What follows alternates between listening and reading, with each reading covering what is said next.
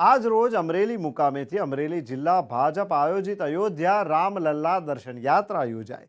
અમરેલી જિલ્લા ભાજપ આયોજિત અયોધ્યા રામલલ્લા દર્શન યાત્રા યોજાઈ હતી, જેમાં વોર્ડ નંબર 2 ના ચિત્તલ રોડના રહીશો, ભાવિક ભક્તો અયોધ્યા યાત્રા માટે જવાના હોય એ તમામ માતા ભાઈઓ બહેનોને વિસ્તારના નગરસેવક શ્રી સુરેશભાઈ શેખવા તેમજ રવિભાઈ શેખવાને હોંકારો કાર્યાલય ખાતે એકઠા થયા હતા અને દીપ પ્રાગટ્ય કરી યાત્રિકોને કુમકુમ તિલક તેમજ ફુલહાર કરી પુષ્પ વર્ષા કરી સ્વખર્ચે લીલિયા સુધી વાહન બસોની વ્યવસ્થા કરી ડીજેના તાલે રામ ભગવાનના ગીત વગાડતા વગાડતા રામમય વાતાવરણ કરી લીલિયા રેલવે સ્ટેશન સુધી પહોંચાડી ટ્રેનમાં બેસાડી વિદાય આપવામાં આવી હતી।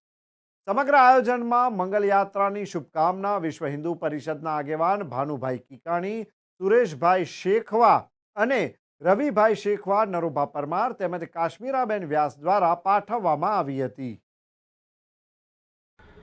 પ્રભુ શ્રી રામના પ્રાણ પ્રતિષ્ઠા મહોત્સવ બાદ ભારતીય જનતા પાર્ટી તેમજ અમારા ચિત્તલ રોડ વોર્ડ 2 ના અમારા હોકારો કાર્યાલયમાંથી રવિરાજભાઈ શેખવાએ ભગવાન રામચંદ્રના દર્શન કરવા માટે બધી જ વ્યવસ્થાઓ કરેલી।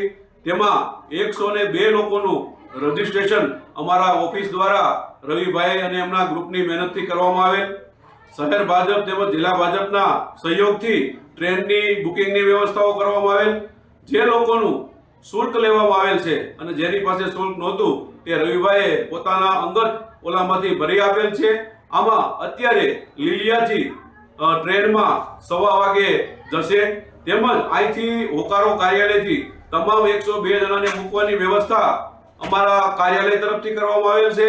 રવિભાઈ અને એમનું ગ્રુપ તમામ લોકોને લીલિયા રેલવે સ્ટેશને મૂકવા જશે, તેની ગાડીની વ્યવસ્થાઓ તેમજ તેમની બીજી બધી જ વ્યવસ્થાઓ અમારા તરફથી કરવામાં આવેલ છે। ત્યારે 21 તારીખથી 26 તારીખ સુધી આ કાર્યક્રમ છે।